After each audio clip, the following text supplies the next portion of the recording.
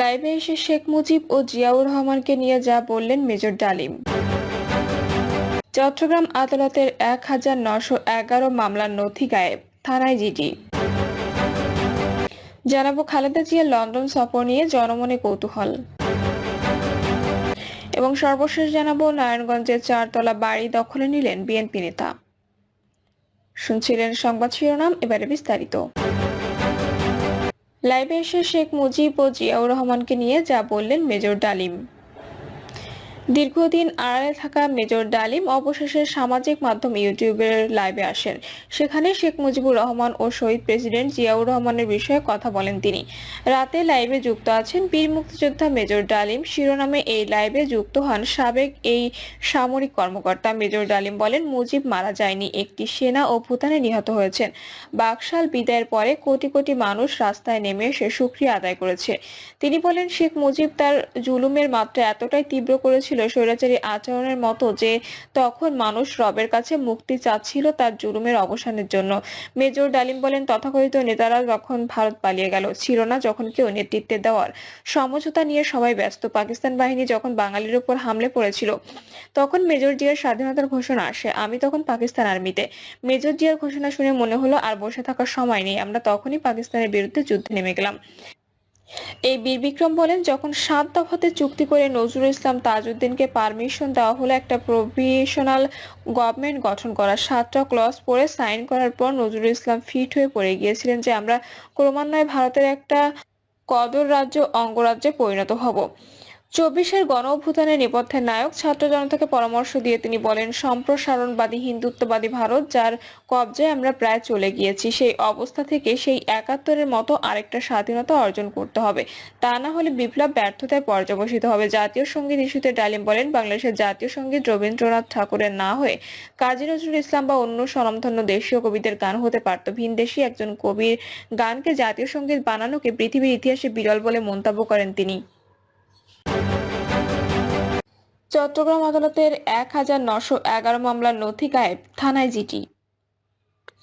চট্টগ্রাম আদালতে ১,৯১১টি মামলার নথি খোঁজ পাওয়া যাচ্ছে না। হত্যা, মাদক চোরাচালান, বিস্ফোরণ সহ বিভিন্ন মামলায় এসব নথি বিচারিক কাজের জন্য খুবই গুরুত্বপূর্ণ বলছেন আইনজীবীরা। নথি না থাকলে অপরাধ প্রমাণ করা কঠিন হয়ে যাবে। নথিগুলো খোঁজ না পাওয়ায় গতকাল নগরের কোতোয়ালি থানার সাধারণ ডায়েরি করেছেন চট্টগ্রাম মহানগর দায়রা জজ আদালতের সরকারি কৌঁসুলি মফিজুল হক ভূঁইয়া। জিডিতে উল্লেখ করা হয়, চট্টগ্রাম মহানগর পিপি কার্যালয়ে 28 থেকে 30টি আদালতের কেস ডকেট রক্ষিত ছিল। পিপি কার্যালয়ের জায়গা স্বল্পতার কারণে 2023 সালের 24 এপ্রিল থেকে পিপি কার্যালয়ের সামনের বারান্দায় প্লাস্টিকের বস্তায় ১,৯১১টি মামলার কেস ডকেট পলিথিনে মোড়ানো অবস্থায় রাখা ছিল। আদালতের অবকাশকালীন ছুটির সময় অফিস বন্ধ থাকায় গত 13 ডিসেম্বর থেকে 31 ডিসেম্বরের মধ্যে নথিগুলো হারিয়ে গেছে।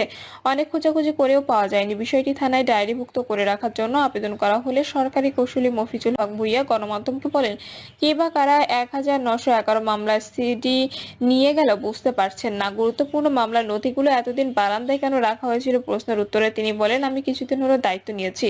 নথিগুলো রাখার জন্য কক্ষ পাওয়া যাচ্ছে না। কক্ষ চাওয়া হয়েছিল, আমার কক্ষটি নদীতে ঠাসা হয়ে আছে। কোতোয়ালি থানা ভারপ্রাপ্ত কর্মকর্তা আব্দুল করিম গতকাল সন্ধ্যায় গণমাধ্যমকে বলেন, মহানগর পিপি কার্যালয়ের সামনে রাখা ১,৯১১ মামলার নথি হারানোর ঘটনায় করা জিডির বিষয়ে তদন্ত করছে পুলিশ। খালেদা জিয়ার লন্ডন সফর নিয়ে জনমনে কৌতূহল। উন্নত চিকিৎসার জন্য অবশেষে আগামীকাল 7 জানুয়ারি যুক্তরাজ্যের রাজধানী লন্ডন যাচ্ছেন বিএনপি চেয়ারপারসন খালেদা জিয়া। এবারে বিদেশ যাত্রা শুধু চিকিৎসার জন্য হলেও এই বিষয়টি মানুষের দৃষ্টি এড়াচ্ছে না। তার বর্তমান শারীরিক অবস্থা কেমন, তিনি কোন দেশে কোন হাসপাতালে চিকিৎসা নেবেন, কবেই বা দেশে ফিরবেন, এমন সব প্রশ্ন ঘিরে মানুষের মধ্যে এক ধরনের কৌতূহল আছে। লন্ডনে পৌঁছালে 7 বছর পর খালেদা জিয়ার সঙ্গে তার বড় ছেলে বিএনপি ভারপ্রাপ্ত চেয়ারম্যান তারেক রহমানের দেখা হবে। তারেক রহমানের পাশাপাশি তার স্ত্রী ডক্টর জুবাইদা রহমান ও একমাত্র কন্যা জাইমা রহমান খালেদা জিয়ার অপেক্ষায় আছেন। দীর্ঘদিন পর পরিবারের সদস্যদের সঙ্গে দেখা হলে তৈরি হবে আবেগঘন এক পরিবেশ। বিদেশ যাত্রা উপলক্ষে গতকাল রাতে গুলশানে বিএনপি চেয়ারপারসনের বাসভবনে ফিরোজায় তার সঙ্গে শুভেচ্ছা ও কৌশল বিনিময় করতে যান দলের স্থায়ী কমিটির সদস্যরা। ফিরোজা থেকে বেরিয়ে দলের মহাসচিব মির্জা ফখরুল ইসলাম আলমগীর খালেদা জিয়ার লন্ডন যাত্রার দিনক্ষণ সাংবাদিকদের সামনে তুলে ধরেন। মির্জা ফখরুল বলেন, আল্লাহ তাআলা অবশেষে রহমতে আমাদের দেশের গণতন্ত্রের আপসী নেত্রী, জনগণের সবচেয়ে আদরের নেত্রী চিকিৎসার জন্য আগামী 7 জানুয়ারি রাতে লন্ডনের উদ্দেশ্যে যাত্রা করবেন।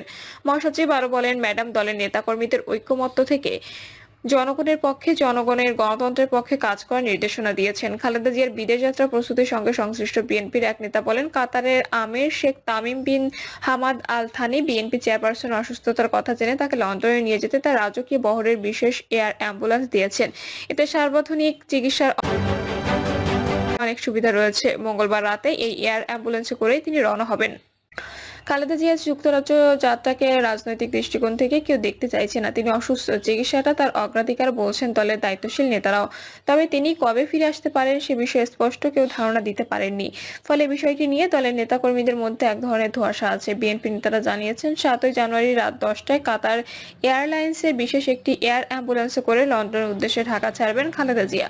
লন্ডনে পৌঁছে তার হাসপাতালে ভর্তি হওয়ার কথা রয়েছে। তারেক রহমানের সঙ্গে কিছুদিন লন্ডনে থাকার পর যাবেন যুক্তরাষ্ট্রে।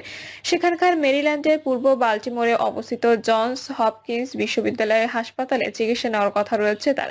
চিকিৎসকরা জানিয়েছেন, লিভার সিরোসিসে আক্রান্ত খালেদা জিয়ার লিভার প্রতিস্থাপন জরুরি। ধারণা করা হচ্ছে, খালেদা জিয়ার লিভার প্রতিস্থাপন করা হলে পুরো চিকিৎসা শেষ হতে কয়েক মাস লাগতে পারে।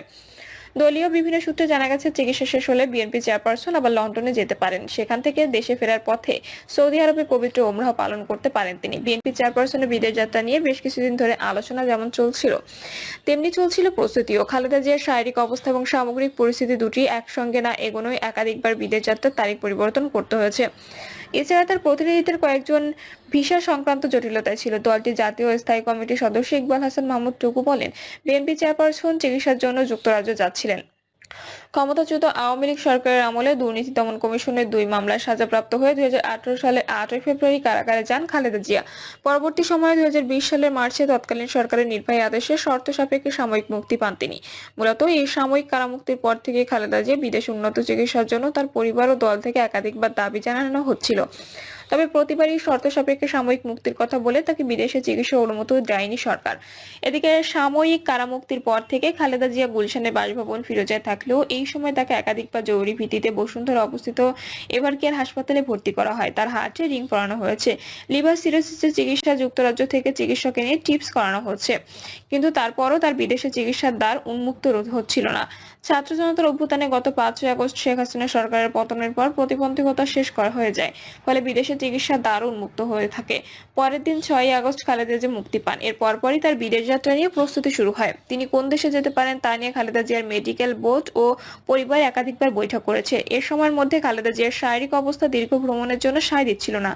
এমন অবস্থায় তার শারীরিক অবস্থা দীর্ঘ ভ্রমণের উপযোগী করে তুলে কিভাবে তাকে বিদেশে নেওয়া যায় এবং তার পাসপোর্ট জটিলতা নিরসনের ব্যাপারে উদ্যোগ নেওয়া হয়।